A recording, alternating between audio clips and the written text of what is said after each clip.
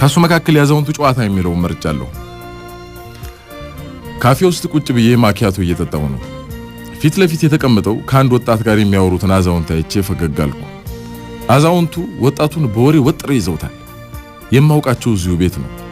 አንድ ቀን እንዲህ እንደ ወጣቱን የሚያሳቸው ወሬ ሰለባ ነበርኩ። ቁጭ ወዳልኩበት ወንበር የተቀዳ ሻያቸውን በአንድ እጃቸው ይዘው መጡ። ጋሻዬ ሰው አለው ሲሉ ጠየቁኝ። የተቀመጥኩበት ውጭ 3 ባዶ ወንበር ነበርና የለውም አልኳቸው። አዛውንቱ ጠረጴዛውን ተጋሩኝ። ስንት ዓመት ይመስላል ጋሻዬ? እኔ እንጃ 89 ዓመት ይቆም። ተጋረምኩ። እንዳንተ ጎረምሳ ሳለው እንዴት ያለው ጀግና ነበርኩ መሰለህ። የያዙትን ሻይ አንዴ ማጋ አደረጉ።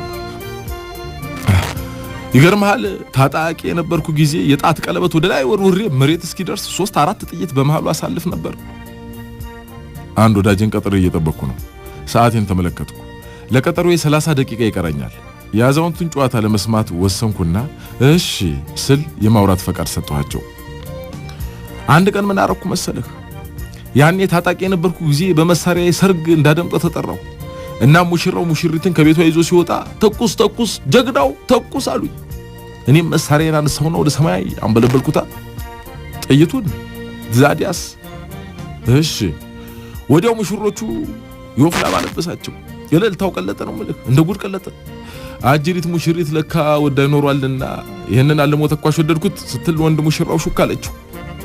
ወንዱ ሙሽራ ቀና ብሎ አፈጠጠብኛ። ምን ላድርገው? ጀግና እንደሆነ በቆነጃጀት መወደድ ልማድ ነው። እሺ ያሰርግ ተበጠበጠላሉ። ሙሽራው የሚሽሪትን እጅ ከጉያው መንጭቆ አወጣ።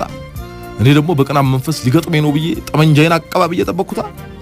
ሶዬ ሚዜዎቹ ከያዙለት በቅሎ ላይ ወጥቶ ሙሽሪትን ትቶ እብስ።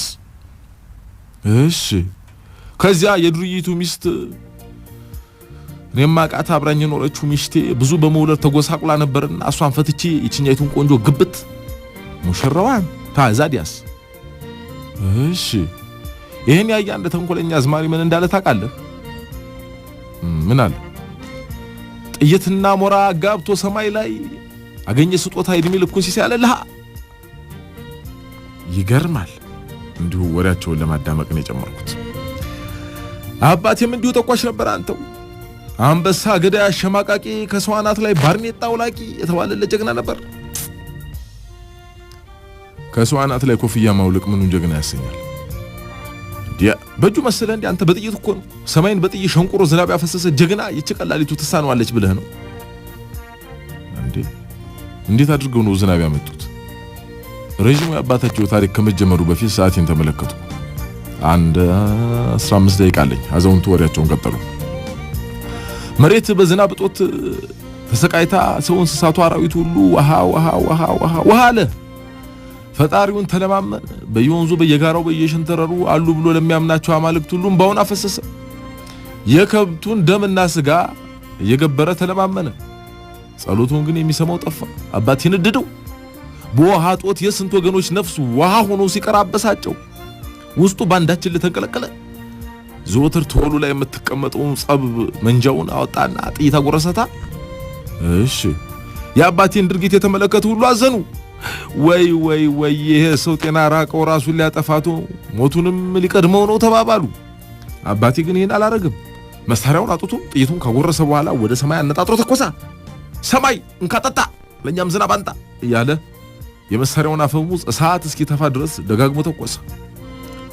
ሰዓቴን መልከት ሳደርግ አባት ትረካቸውን አቆሙና ምን ነው ልትሄድ ነው? አይ እዚሁ ነው ቀጠሮ ይጨርሱት እና ለተኩሶ ጥይቱን ጨርሶ የመሳሪያውን አፈሙዝ ወደ መሬት ሲመልሰው ዝናቡ ዠቅ እያለ ወረደ። በዚህ ጊዜ አዝማሪ ምን እንዳለ ታውቃለህ? ምን አለ? ሰማይ በጥይት ሆዱ ተበስቶ ጥጋብ ሆነልን ዝናቡ መጥቶ ተሳም ተባረክ የጀግናው ክላሽ ጥጋብ አምጥታ ራብ መታሸሽ አለልህ። አይ አረዘንግቸው ነው እንጂ እንደው አዝማሪው ሲያለው ብዙ ነገር ነበር ገላይ። ይገርማል። ለአባቴ ጀግንነት ማመልካለሁ። ሌላ ታሪክ ሊጨምሩ ሲሉ የቀጠርኩት ወዳጄ መጣ። ከኛ አዛውንት ጋር ጠረጴዛ ተጋርቶ ከወዳጄ ጋር መጫወት የማይታሰብ ነው። ስለዚህ ቦታ ለመቀየር ብድግ አልኩ። ወዴት ልትሄድ ነው ጋሻዬ? አይ የምጠብቀው ሰው መጥቷል። ይሁና ግን ጋሻዬ ምን ነው ቀራሉት አባባ? እኔ አባትህ እኮ እንደው እንዴ የሆነ ያልሆነውን የማውጋው ሻይ መጠጫ ባገቢዬ ነው። በፈጣሪ ስም ይዣለሁ ክፈልልኝ። አሳዘኑ ጋሻይ እንዳትታዘበኝ የነገርኩ ሁሉ ታሪክ ሁሉ እንደው ጨዋታ ነው እንዴ? እንዴት ፈጠራ ነው ጨዋታ? እሺ ችግር የለውም አባት ችግር የለውም። አይገላይ ጧሪ ቢኖረኝ መች ከቤት ወጣ ነበር። አስቡ አባት በቃ የሻዩን እከፍላለሁ። ጋሻይ አቤት አባባ። በባዶ ሆዴ ሻይ ያልጠጣ ብዬ እንደው ቅድም ስጋ ፍርፍር በልቼ እንደው በቃ ይሁን እከፍላለሁ ችግር የለም። ጎሽ እግዚአብሔር ይስጥገላይ ተባረክ ዘርህ ለምለም ጋሻይ። ይሄው ዛሬ ደግሞ ተረኛውን ወጣት በዛ ተረካቸው ወጥረው ይዞታል። ከራሱ ሻይ መጠጫ የተረፈ ገንዘብ እንዲኖረው እኔ በልቤ ጸልይኩለት።